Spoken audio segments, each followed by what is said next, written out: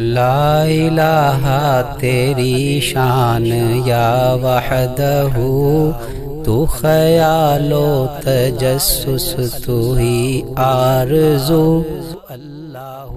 جو شخص اللہ کے راستے میں خرچ کرتا ہے، دیتا ہے لوگوں کو جو مجبور ہیں، ضرورت مند ہیں، ان پر خرچ کرتا ہے اور تقوی اختیار کرتا ہے، اللہ سے ڈرتا ہے، گناہوں سے بچتا ہے، ظاہری اور باطنی گناہوں سے بچتا ہے، اسی کو تقوی کہتے ہیں۔ وصدق بالحسنی، اچھے کام کی، اچھی بات کی تصدیق کرتا ہے۔ فسنیسرہ للیسری، اللہ تعالیٰ فرماتے ہیں کہ ہم ان کے لیے آسانیاں پیدا کر دیتے ہیں۔ صرف 3 نسخے بیان فرمائے ہیں۔ بعض اوقات کچھ کام اڑی پھنسی کر جاتے ہیں انسان کے، کوئی کام کرنا چاہ رہا ہے، کام ہوتا نہیں ہے، رک گیا، اڑ گیا اور بیمار ہو گیا تو میڈیسن اثر نہیں کر رہی، تو بندہ کیا کرے؟ عامل کے پاس بھاگے کہ جی کسی نے کوئی جادو کروا دیا ہے، کوئی جنات چمٹ گئے ہیں، کوئی نظر لگ گئی ہے۔ وہمی لوگ جو ہیں وہ تو بھاگتے ہیں عامل کے پاس، کوئی تعویذ بنا دیں جی، کوئی چیک کریں، کوئی جادو نہ کسی نے کروا دیا ہو۔ اور عقل مند لوگ جو ہیں وہ اللہ تعالیٰ شانو کی طرف متوجہ ہوتے ہیں اور وہ کام کرتے ہیں جو اللہ نے جن کا حکم دیا ہے ان کی طرف متوجہ ہوتے ہیں، اور اپنے گناہوں کی طرف متوجہ ہوتے ہیں کہ کوئی ایسا گناہ تو نہیں ہو رہا کہ جس کی وجہ سے اللہ تعالیٰ شانو کی طرف سے جو برکت آتی ہے، جو خیریں آتی ہیں وہ رک گئی ہیں۔ عقل مند انسان اس طرف متوجہ ہوتا ہے اور استغفار کرتا ہے، اور استغفار کرنے والا اور تقوی اختیار کرنے والے کے لیے اللہ تعالیٰ کا وعدہ ہے، وَمَن يَتَّقِ اللَّهَ يَجْعَل لَّهُ مَخْرَجًا وَيَرْزُقْهُ مِنْ حَيْثُ لَا يَحْتَسِبُ۔ تو تقوی اختیار کرتا ہے، ہم اس کو ایسی جگہ سے روزی دیتے ہیں جہاں سے گمان بھی نہیں ہوتا انسان، اور روزی صرف کھانے پینے کی چیزوں کا نام نہیں ہے، ہر ضرورت کی روزی ہے۔ اچھا، اڑی پھنسی گزرتی ہے، کاموں میں اڑی پھنسی ہو جاتی ہے، یہ بہت سارے لوگوں کے ساتھ یہ معاملہ ہوتا ہے۔ جو اللہ والے ہوتے ہیں نا، ان اڑی پھنسیوں کی طرف توجہ نہیں کرتے ہیں۔ اڑی پھنسی میں جب ان کا دماغ خود پھنس جائے نا کہ یہ اڑی پھنسی کیوں ہو رہی ہے، تو سمجھ لیں کہ ان کا اللہ تعالیٰ کے ساتھ تعلق نہیں بنا۔ اللہ والوں کی ہمیشہ اللہ تعالیٰ کی حکمتوں کی طرف نظر ہوتی ہے۔ یہ ہر ایک کے ساتھ یہ کیفیت ہوتی ہے جو میں بیان کر رہا ہوں، اس لیے یہ ہر ایک کے لیے یہ مضمون ہے۔ اچھا، اڑی پھنسی والی بات کو میں آگے بڑھاتا ہوں۔ اصل میں نے آج بات کرنی اڑی پھنسی پہ ہے۔ عبداللہ ابن مبارک رحمۃ اللہ علیہ کے پاس ایک شخص آیا، کہنے لگا کہ میرے گھٹنے میں زخم ہے، میں نے اس کا بڑا علاج کیا ہے لیکن یہ ٹھیک نہیں ہوتا، اس میں سے خون رستا رہتا ہے۔ اڑی پھنسی ہو گئی نا، میڈیسن لے رہے ہیں، علاج کروا رہے ہیں، کافی دیر ہو گئی، آرام ہی نہیں آ رہا۔ تو عبداللہ ابن مبارک رحمۃ اللہ علیہ نے فرمایا کہ تم ایسی جگہ پہ جہاں پانی کی ضرورت ہو ایک کنواں کھدوا دو، مجھے امید ہے کہ جب اس کا پانی نکل آئے گا نا تو تمہارا یہ زخم ٹھیک ہو جائے گا۔ اڑی پھنسی کا علاج عرب علاقے میں کیونکہ پانی کی قلت ہوتی ہے، تو جہاں جس چیز کی قلت ہو لوگوں کو وہ چیز پرووائڈ کر دینا بڑا صدقہ ہے۔ جس چیز کی ضرورت ہو لوگوں کو وہ ضرورت ان کی پوری کر دینا بڑا صدقہ ہے۔ ہم تو جناب صدقہ بڑا آسان ہم نے سمجھا ہوا ہے، بس جی مسجد میں ڈال دو، مسجد میں صدقہ لگتا نہیں، عطیہ ہے، مسجد کو عطیہ ہے، یہ بھی ایک صدقے کی قسم ہے۔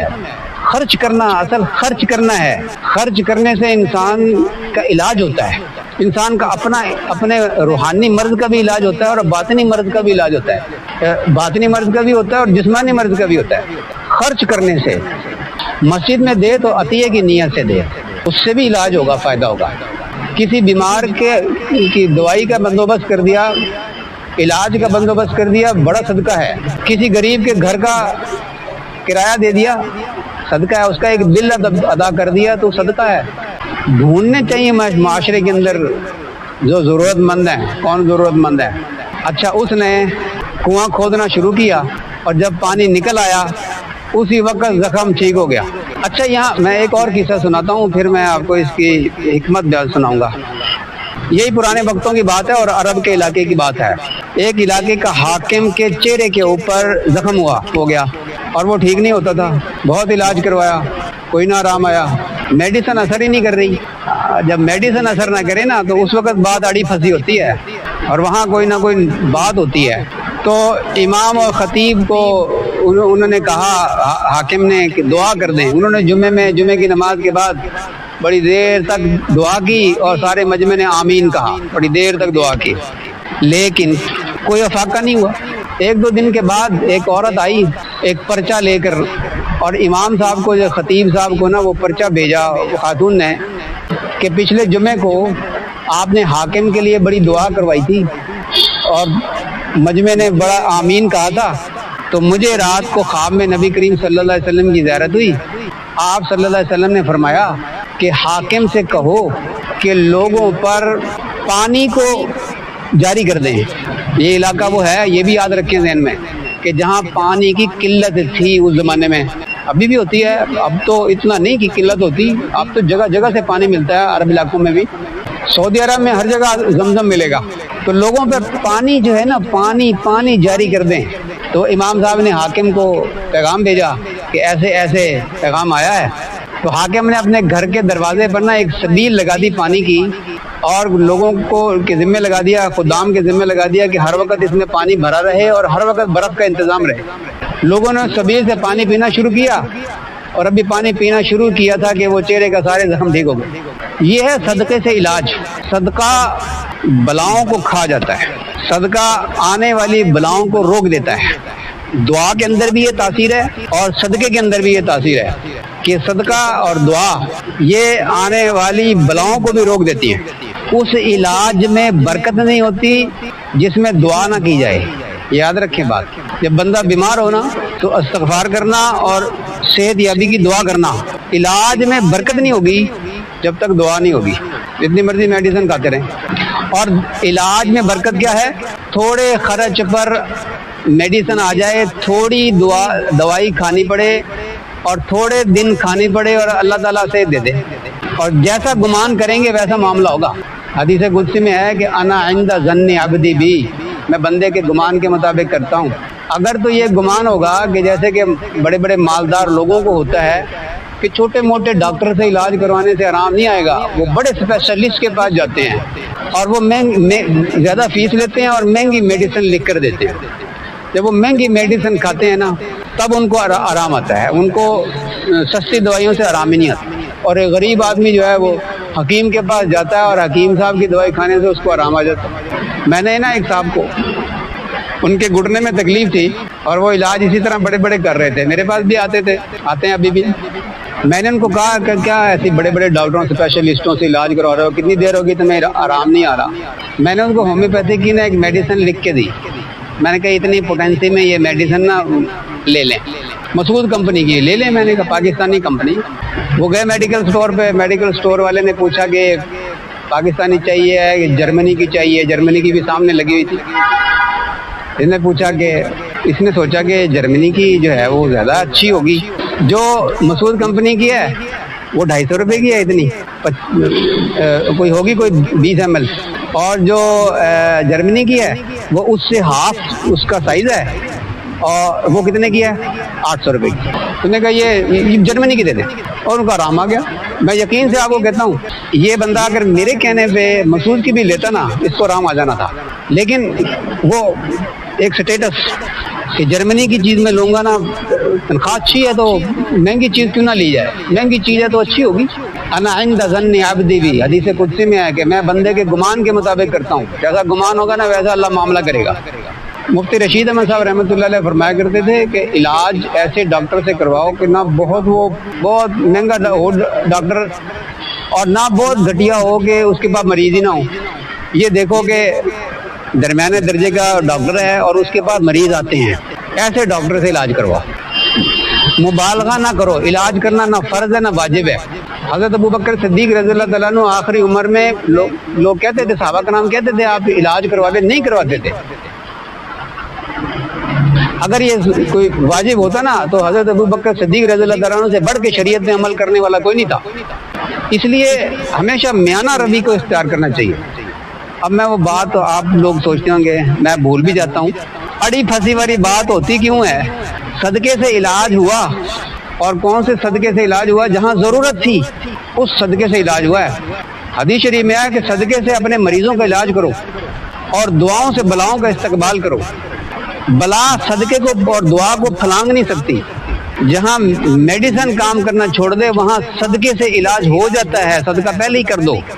میں نے اس میں غور کیا، اصل میں کوئی ایسا مرض جس کا علاج نہ ہو رہا ہو، ڈاکٹر کی سمجھ میں نہ آ رہا ہو، دوائیاں بھی دے رہا ہو، دوائیاں اثر نہ کر رہی ہوں، تو 3 باتوں میں سے ایک بات ہو سکتی ہے، 4 باتوں میں سے ایک بات ہو سکتی ہے. ایک بات تو یہ کہ ڈاکٹروں کو مرض سمجھ میں نہیں آیا، اس کو تو ایک طرف رکھ دیں آپ. بعض اوقات مرض کی سمجھ میں آ جاتی ڈاکٹر کو، میڈیسن بھی صحیح ہوتی ہے، پھر بھی آرام نہیں آ رہا ہوتا. 3 باتوں میں سے ایک بات کا امکان ہے، یا نظر لگی ہے، یا کسی نے جادو کروایا ہے، یا جنات کا اثر ہے. ان 3 چیزوں میں سے کوئی چیز ہے جس کی وجہ سے وہ مرض ٹھیک نہیں ہو رہا. کسی عامل کے پاس جانے کی ضرورت نہیں ہے. سب سے پہلے اگر مرض کا علاج نہیں ہو رہا، دعا بھی کر رہے ہیں، صلاۃ حاجت بھی پڑھ رہے ہیں، میڈیسن بھی کھا رہے ہیں، پھر بھی علاج نہیں ہو رہا، تو تلاش کریں ضرورت مند. جو ضرورت مند ہے اس کے اوپر صدقہ کریں. اس صدقے کی برکت سے انشاءاللہ تعالی ان 3 چیزوں میں سے کوئی مسئلہ ہے نا، اس کا علاج بھی انشاءاللہ تعالی ہوگا. اگر نہ ہونا علاج اس صدقے سے، پھر کسی ایسے عمل کے پاس جائیں جو واقعی متقی پرہیزگار ہو، صحیح علاج کرنے والا ہو، کاروباری نہ ہو. لیکن میں یہاں ایک بات بھی آپ سے عرض کر دوں، جس نے آپ کے لیے وقت نکالا ہے نا، وہ بے شک کاروباری نہیں ہے، وہ آپ سے فیس نہیں لیتا، فیس نہیں مانگتا، فیس اس نے رکھی نہیں ہوئی ہے، لیکن اس کا جتنا بڑا احسان آپ کے اوپر ہے نا، آپ اس کی فیس دے ہی نہیں سکتے.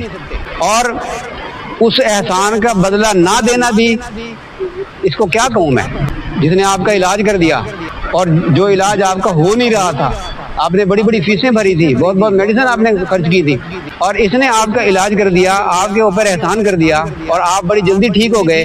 اس احسان کا آپ بدلہ نہیں دے رہے، تو آپ اپنے بارے میں خود ہی کوئی فیصلہ کر لیں کہ آپ کیا ہیں.